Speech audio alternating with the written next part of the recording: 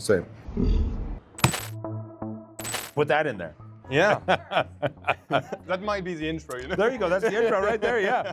If you follow the world of additive manufacturing, Joel Telling needs no introduction.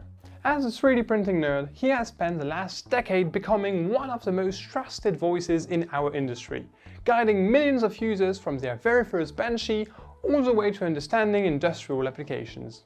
But before the studio, the print farm and the 500,000 subscribers, Joel was a software engineer and started 3D printing out of his own house, facing the same learning curves as anyone else. I was afraid of fixing them. Now, I'm just full send. My wife at one point was just like, no, we need to fix this. It felt like a superpower being able to do that. A younger child who watched my videos and said, you know, because of your videos, I want to become an engineer.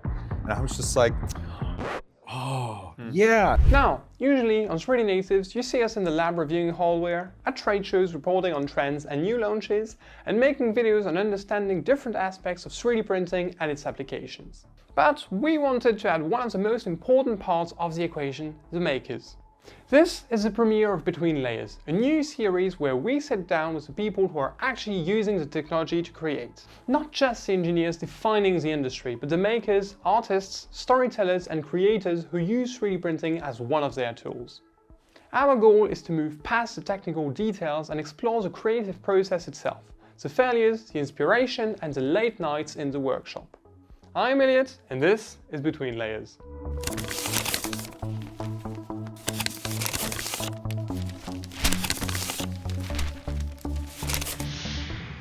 Thanks for having me on. How are you doing? I'm doing all right. What was the first 3D printer you ever used? When did you encounter it? Well, in 2012, 2013 roughly, I was in my office. I was looking at things like Slashdot.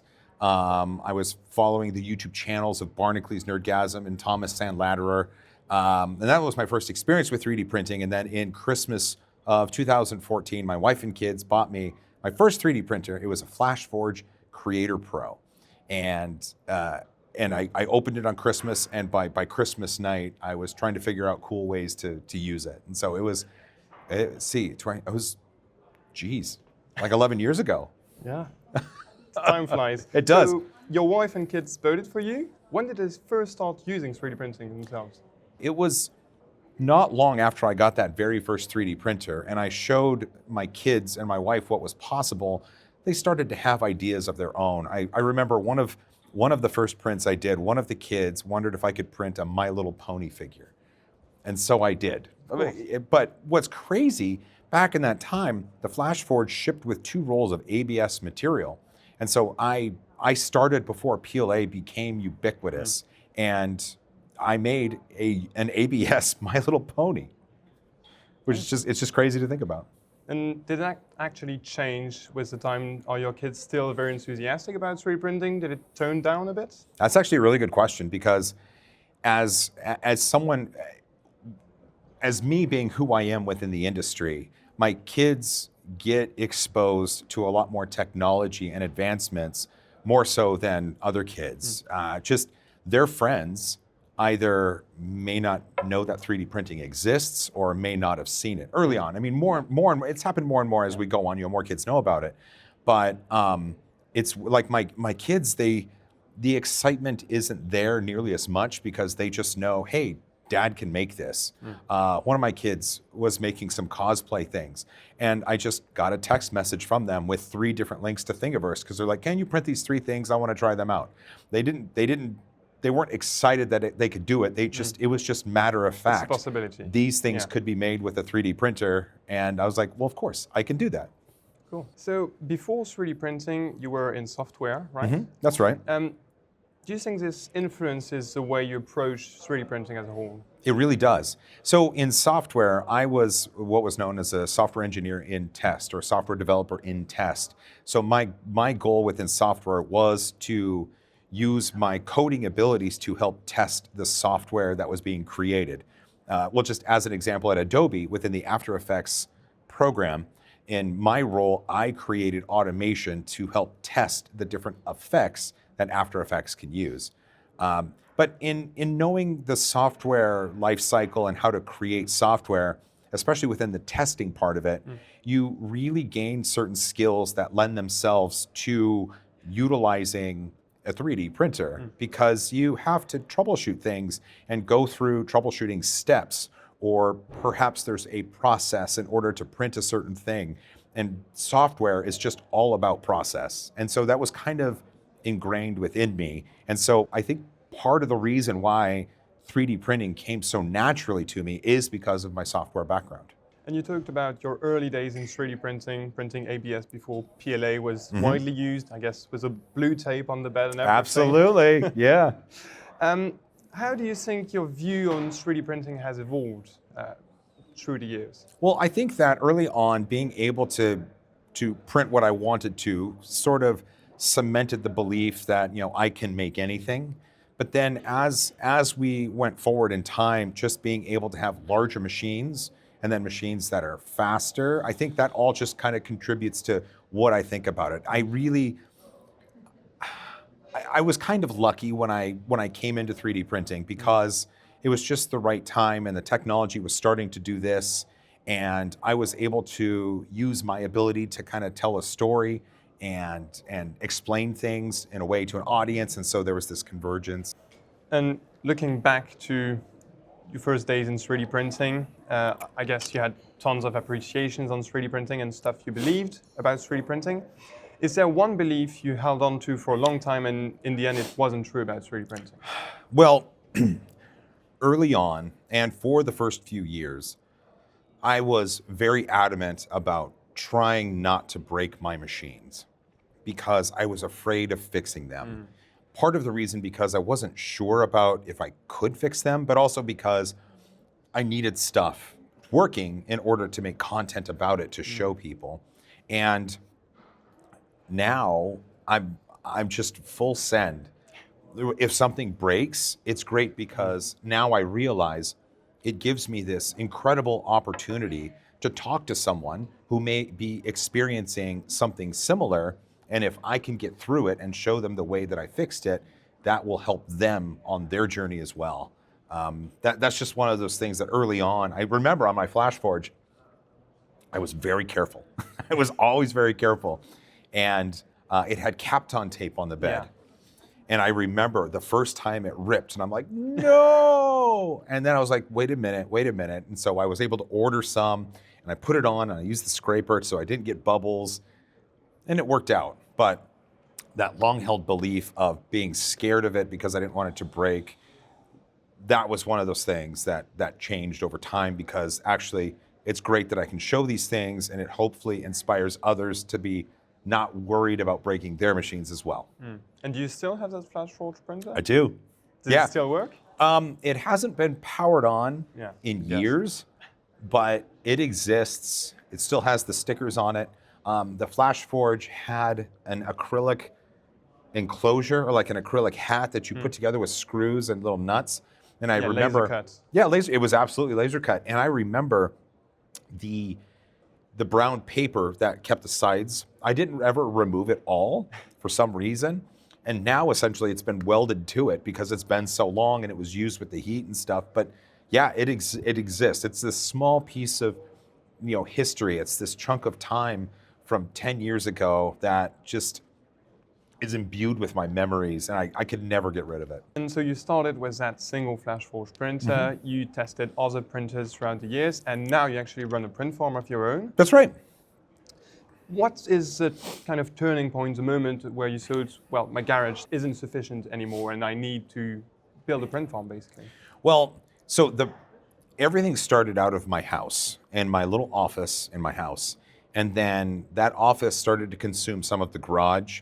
And then there was an upstairs kind of bonus room, family room that I started to consume as well. And my wife at one point was just like, no, we need to fix this. So she found a little studio space close by, and I was able to move everything into there. And so it wasn't the print farm that actually made me move into the place. It was just all of the machines and the video equipment, having to put it somewhere else. But once we were in that place, there was this room in the back, and I was like, hey, we could do print farming here. What do you think? And so that's when the very first 3D Printing Nerd print farm was purchased and installed, and we started to do stuff. Yeah, so the print farm didn't dictate the space. The space actually allowed us to think about, hey, we could have a print farm in here. Nice. Oh, and part of it, so a print, those printers consume electricity and we have to pay for it, but part of the deal I had with the lease for this space was I didn't have to pay for the electricity. It was just a part of the monthly lease. And so it really made sense. And that was part of the consideration for getting a print farm, because I was like, you have to think about your expenses along the way, especially when you're trying to bid certain jobs. And because I didn't have to pay for the electricity in there, then I could become a little bit more cost effective in my bids. And I think that's why I got some jobs. Nice. And so now that you have your own studio space and you're not working from home essentially, and you have your printers set up in that studio space, do you still have printers at home? Yes. Oh yeah. So at home right now, let's see, they're in the garage, because that's where they have to live. I've got a Bamboo Lab P1P. Okay. And I've got an H2D. So then those are the two machines I have. Okay. And really that kind of speaks to the role of these machines, because at home I don't have the tinkering tools or the space to tinker or take apart or stuff like that. And so that's why at home, like an H2D from Bamboo, it's very put in place, plug in and go. Yeah. And that's what I needed at home. And that was available, and so I put it there. Whereas in your studio, I guess you have all the equipment, the accessories, because it's not just the printer alone. You might need some accessories, some tools. For projects, you need screws, magnets, glue, stuff like that. Screws, magnets, glues, and space. It is. I've done things on my kitchen table that my wife says we can't do that anymore. I've assembled printers on the kitchen table, and it's like, you got to finish up because it's dinner time. And so, not just tools, but space as well. Oh. Where the machines at home are, they're on a bench in the garage, but there's things stacked in front of it, on the side of it, shelves above it. It's very much, I just kind of shoved it into place, but I needed a printer at home to be able to prototype or test or do whatever, or make prints for my friends, right? And I'm sure you've been asked this question tons of times, but obviously you're the 3D printing nerd, you have your YouTube channel, but if you didn't have this YouTube channel, how do you see yourself? I think that if I didn't have this channel and this wasn't my job, I would probably still exist within the software world. And I would most likely have acquired 3D printers. But if it wasn't for making content, it would be for making and creating and stuff. Like, I like working with my hands, and I like building stuff. I built the kitchen in our house. I built the kitchen in my wife's parents' house. Like, I've added on rooms and I've run electricity. I know how to do plumbing. Yeah. Like, it's hands-on. Stuff is great. It's great. Yeah. It's hands-on. It's DIY, and 3D printing really lends itself to those sort of skill types. And so there's no doubt in my mind that I would have had machines and been excited about them, and maybe even gone to shows like this, but not as someone who is known within the industry, but just as someone who uses the industry because they're excited about it. Yeah. Yeah, and especially with building stuff, I think it's a great tool. When I built my closet, it's made from wood panels. I actually printed a few jigs to help me drill so that I didn't have to measure every time. Perfect. Exactly. That's a great example of how 3D printing can be useful. I did that for my cabinets, for the handles, to make sure they were centered. Tons of time. Yep, tons of time. And it just takes a few pennies worth of plastic and just a little bit of time. And it's great because I bet when you printed those things and used them to make the assembly easier, you felt like superhuman. It felt like a superpower being able to do that. If I were to resume 3D printing in a word, it would be magic. For me, like being able to draw something on a computer and having it printed in just, well, at first it was a few hours, now it's a few minutes sometimes. That's magic. You can have it in your hand, you drew it, and it's perfect. Like last time I did some electrical work, did a few templates to drill the holes in the wall. It took me 10 minutes to model, 20 to print. That's great. That's great. You can make a cup of tea, have a biscuit, and then you finish that, your print is done, and then you can get back to work. Nowadays, the hardware has evolved a lot because we have seen a lot of evolution in hardware. I think now it's maturing more and more. But the software is the part where we need to make it more accessible. And actually, doing shows like the one we're at today, we can see manufacturers are trying to make additive manufacturing more accessible to anyone. And yeah, that absolutely. goes through software. And I think software is what drives us into the future, because we have hot ends that will melt things over 500 degrees C. We've got beds that'll go to 300 C. We've got chambers that'll go to hundreds of degrees C. And these are all hardware components that use software to define very specific points at which they exist, so that the materials that exist can print in a way that we love. If there's certain things like PEEK and PEC and Ultim, these advanced polymers, you're only going to get the mechanical properties of these if you print them exactly how they should be printed. And if you don't print them correctly, you're going to get parts that you can't qualify within a test process. And in order to print them correctly, you need the software to define everything in the process, not just the temperatures, but the speeds at which things goes, the layer heights that things are. We have this hardware that can do nearly anything, and it's software that defines the things that we can do. I think software can make or break 3D printing, basically.